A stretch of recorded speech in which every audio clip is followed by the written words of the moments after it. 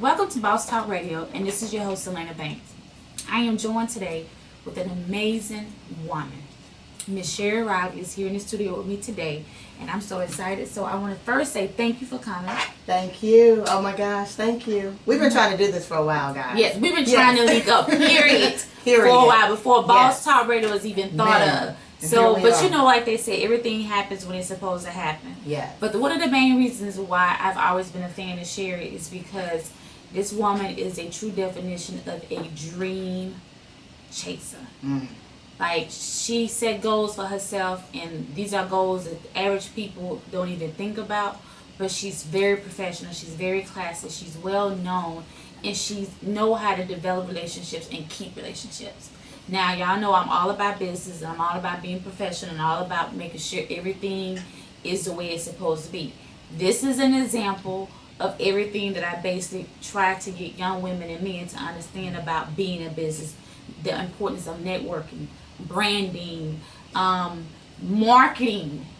Now, this is the queen of marketing, and she's going to give you a little history about how she became to be the person that she is based off of her marketing experience, and how a young girl from Kentucky, you know, I done read up on you, from Kentucky, was able to achieve all her dreams and accomplish the thing that she has accomplished.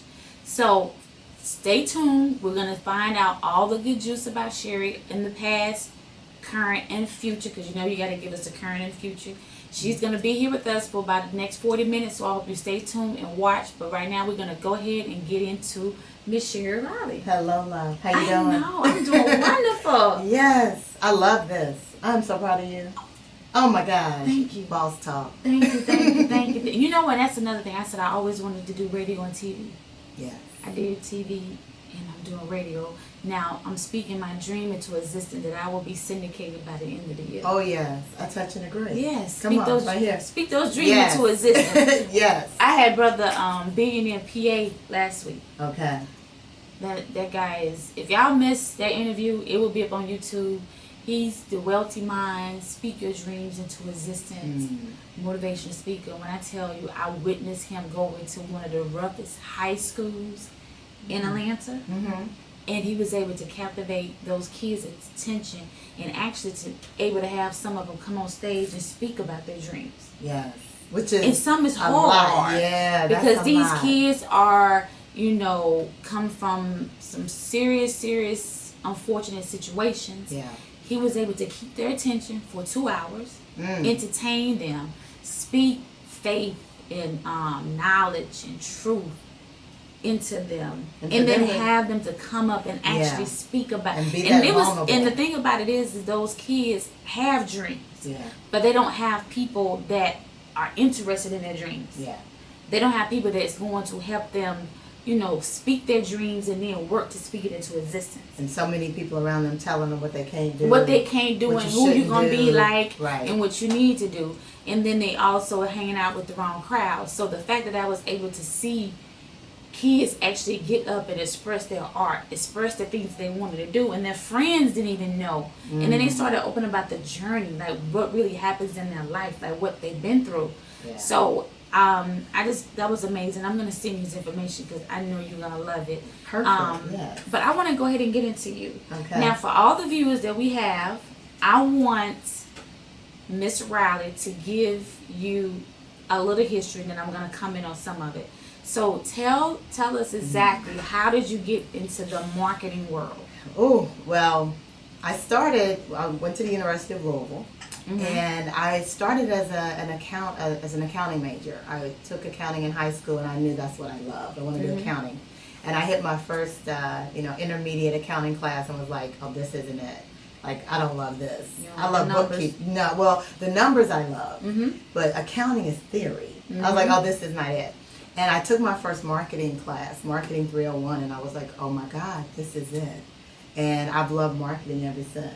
And so I love, what I love about marketing is I love how you take something that doesn't exist, or you take something that no one knows about, and you create something that either exists or the world now knows about it. And to be able to do that, to be able to work with an artist like Usher that no one knew, and then now, you know, he's a global superstar, or have the idea for this book.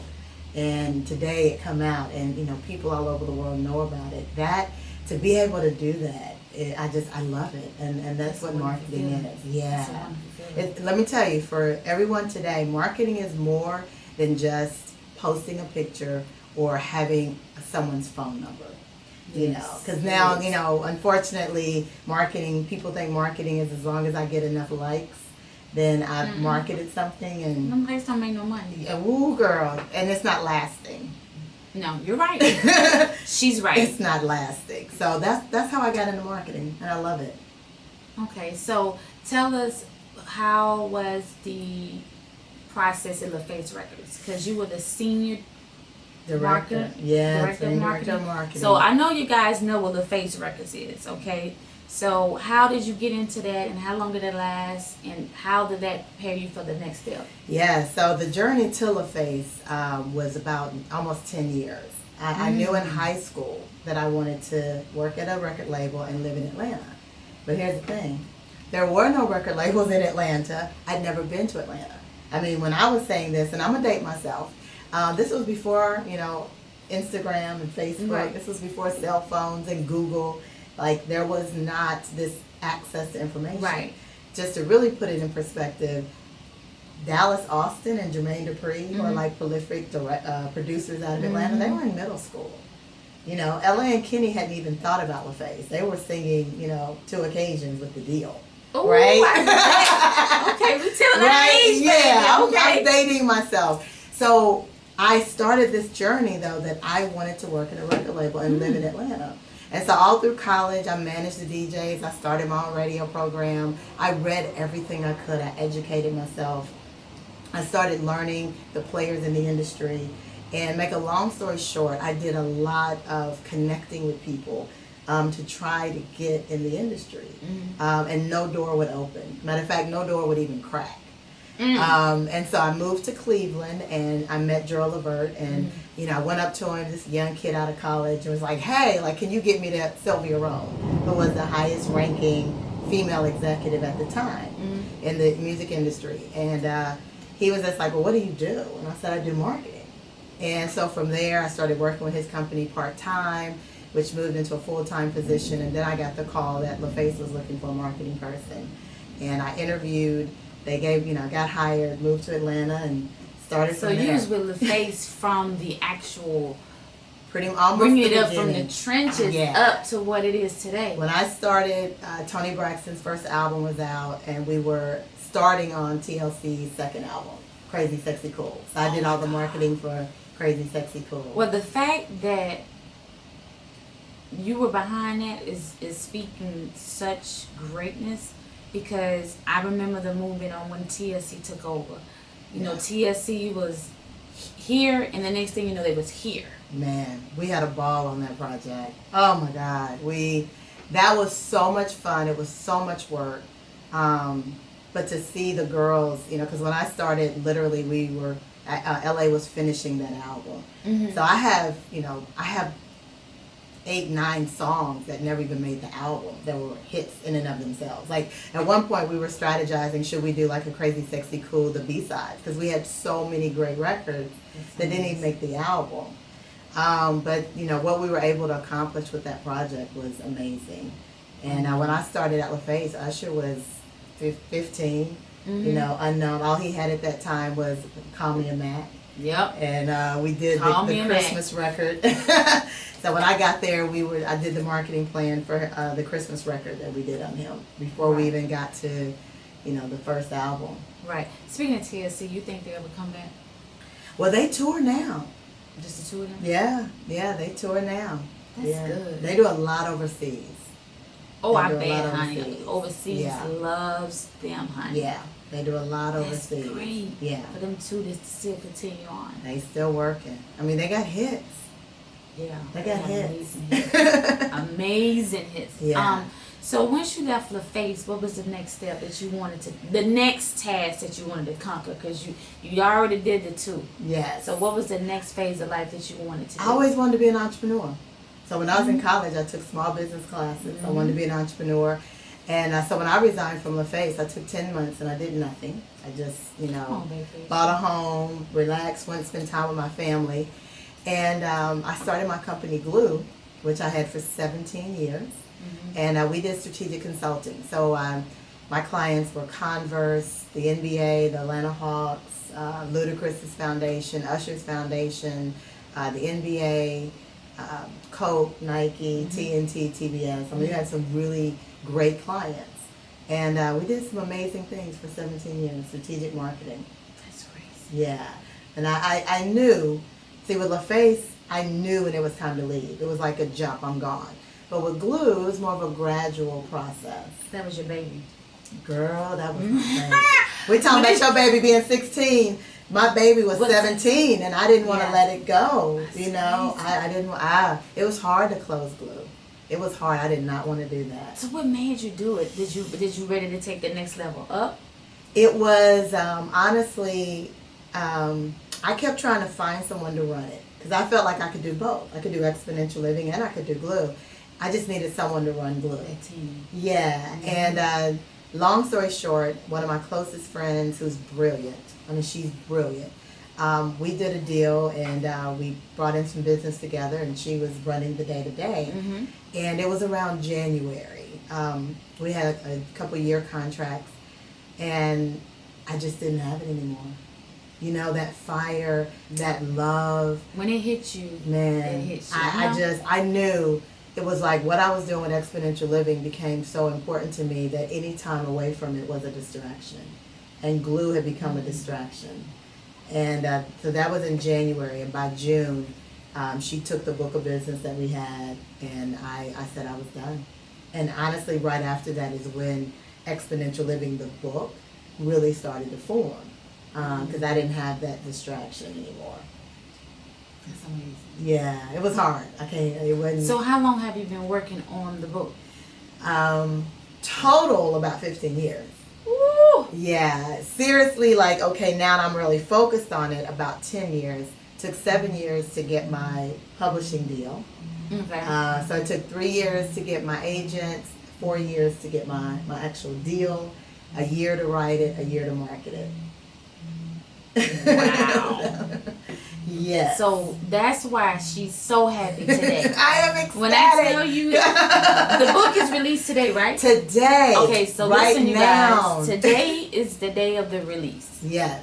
So you just heard all of the things that this young lady has went through for 15 years to get to the day. Now, I feel privileged to have her actually in my studio today on the release of the day. So that right there is amazing to me. I had to do it. Because I'm like, I read that and I was like, wow, today? Yeah. So that's a long time.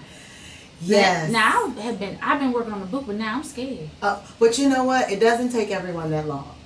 I'm gonna tell you it should take some people that long because you know they put it out real quick and They should. Some of them should have took that long, but I'm gonna pray to God that I hope I don't have to take that long. No, I'm gonna tell you why it took me that long. You know, I took it to Tamika Foster. Hey, me. Hey, Tamika. Girl, you coming tonight? I better see you. She in D.C. What you doing in D.C.? Where's my jacket? She said she's gonna hate missing the book signing. Where's my jacket? Where's my jacket?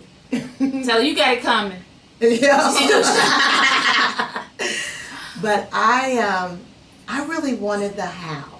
You know, when they came to me, stop spending 100% of your time on 10% of who you are. Mm-hmm. When that came to me, I started the journey of how to answer that question. Like, how do you stop doing that? How do you really live 100% of who you are? And so the journey was to really not just write something and say this is theory or this is what I think. I didn't want to do focus groups and go, oh yeah, that's what the questions they answer. No. These last 15 years, I've been living these principles. Friends of mine, I'll call and say, girl, I'm going through this or I'm going through that. What can I do? And I would give them what I was doing and it worked. I've been working with my clients now over 7 years. So when I say these principles work, like they work. So it really, the last 7 years of the process was really delivering something that I can sit here with you and say, this works. This works. This ain't theory. I didn't ask some questions or send a survey. And that's very important that you say that because a lot of people tend to write books off of what is morally or ethical, or we assume to be the right thing to do. Like, we assume that you get a budget and stick to it. Okay? Right. That's a known fact. Duh. You know, but the fact that you have principles, and you're able to go into detail of how not only they work for you, but how they work for others, and there's principles that probably y'all ain't never thought of, first of all. But you know what? Everything is very simple. Everything in that book is very simple. And actually, everything in there, people, they know. It's very obvious. Just, they don't do. But we don't do. Because there's a difference between what we know and what we actually do, right? That is very true. And it's very, when I tell people everything in this book is very simple. Every complex issue has a simple solution. The challenge is many of us think, well, that can't be it. That's too simple. But that's exactly it. That'd be it. We be trying to work hard unnecessarily. Yeah, because it can't be that simple. Right. It can't be. And so that's why even with the formatting of the book, I identified people that are living the principle. Because I wanted people to read and see, oh, okay, this person is really living this. And then I gave exercises. Because then I wanted you to... Girl, we got homework in the book. We got homework. Lord Jesus, we got homework, y'all. Because I want you to be able, again, the how means what do I do? You know, because when people come to me, most of the time, there's an air of desperation.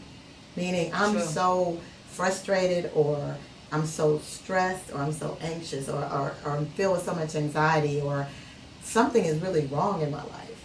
And they don't want me to sit there and just say, okay, yeah, this is what I did. That's cool and all, but tell me, they want to know what they can do. And so that's why I have those exercises. I call it vision, action, results. You need to have the vision, to put the action in place so you can create the results. Right. And it's real simple. We just got to do it. Yes. That's the hard part. That's you the hard would think part. that if you know better, you do better, but that ain't always the case. No. So I am just, all this is self-motivated.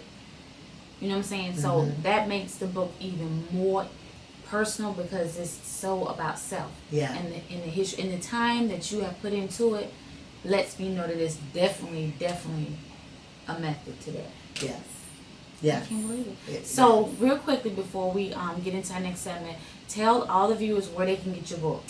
Barnes & Noble. You can go to any Barnes & Noble, Amazon, Target.com. It's available on ebook, and it's available on Audible. And I narrated the audio book. So you can go to audible.com if you want to listen to it in the car, listen to it while you're working out. So you got it everywhere. So you got Audible. Okay. Yeah, it's everywhere. It's everywhere. That's amazing. It's actually going to be translated. Some people can't get nowhere now. It's going to be translated into Romanian. There's other foreign publishers that are looking at it, considering it. So even if you're outside of the U.S., you can order this book. And it's available. Barnes & Noble. Go to Barnes & Noble. They've been so supportive. They've been so supportive. Amazon. Now, if you're in Atlanta tonight, she is doing a personal book signing. Yes. At the Barnes & Noble located on Peachtree Street, right? Yes, the one in Buckhead. The one in Buckhead. Yes. She will be there from 7 until about 9:15. To 9:15. How much is the book? Well, it's $26, but at Barnes & Noble it's 20% off. Right now, and then Amazon and Target, they have some discounts as well. So if you're in Atlanta, I need you to make your way. It's not raining just yet. Let's go. Make your way to the Barnes & Nobles in Buckhead. The book is $26, but if you come to Barnes & Noble tonight in Buckhead off Peachtree Street, you will receive a 20% discount off the book. And if you go to Amazon.com and Target.com. And Target, yeah. I think at Target it's like 17. So they can go in Target too, or it has to go online. Now Target is Target.com. Okay. Yeah. So don't go up in Target looking for this book now. Yeah, well go in and ask and then they'll order it. See, there you go. There you go. Marketing. So Target.com is where you can get the book, and also Amazon.com. And iBooks. You can get iBooks for the ebook as well. Yes. So all y'all people that like to that Kindle, they don't like digital. to actually read with the book in your hand. You want somebody to read it to you in your ear, which is good. I'm beginning to get into that concept. Yeah, I do that too. The audiobooks. I do audiobooks as well. I'm beginning because me sitting down with a book in my hand, I'm gonna start thinking. Something gonna distract me. Phone gonna ring. So and then I spend so much time in my car. Yes. Till it makes sense to actually have the book on an Audible while you're driving. That's what I've been doing with a lot of books. Really? Yeah. I'm just catching on. I'm a little slow, y'all. I'm a little slow. Social media. They want to know, what is your social media? They want to know social media. Yeah, so Sheri Riley, SHERIRILEY. Sheri Riley, that's my Instagram and my Twitter. And then Facebook is SheriRiley.com. So that's Sheri Riley, DOTCOM. And SheriRiley.com is the website as well. Sheri Riley. Sheri Riley. Just hashtag search Sheri Riley. She gonna come up. Now you on Snapchat? No. She on Snapchat. I was for a hot second. You don't like Snapchat? No. Do you do Facebook Live? She works on Facebook Live. Yeah. Do you do IG Live? No. She said no. I'm a star, but she's very simple. Tamika said, I'm so proud of you, Sheri. Who is that? Tamika said she's very proud of you. Hey, Mama. Thank you.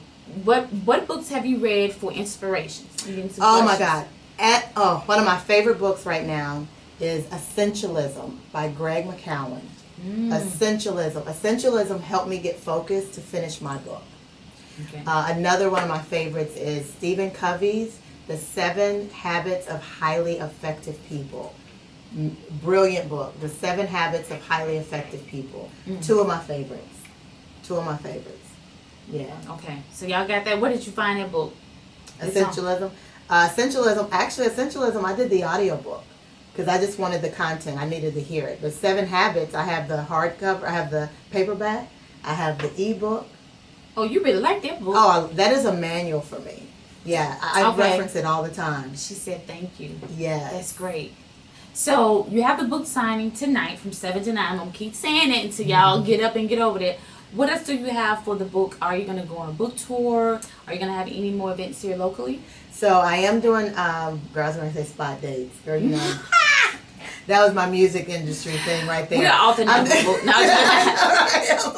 that's my music industry days. No, I am doing different cities. I'm going to my hometown next weekend, Richmond, Kentucky. Barnes & Noble is hosting a book signing there. And then I'm doing Louisville, Kentucky, where I graduated from college. Good friends are hosting them in Miami, Los Angeles, and New York. And I'm doing the Steve Harvey TV show the end of the month. So that'll air in March. Come on. Yeah, so I'm taping that at the end of the month. And from there, I'm just literally, I got quite a few speaking engagements coming up that I'm focused on. She's an amazing speaker now. But I'm going to take 3 days and do nothing. Oh, you got to. The beginning of March. You need to. Oh my God. Because I've been literally thinking and working on this for 15 years. So this day is like, I'm literally going to do so when people say that, where were you and what caused you to just realize that it was over and you kind of just took that deep breath and just exhale? When I knew this part of it was over, I'm still there. I'm not there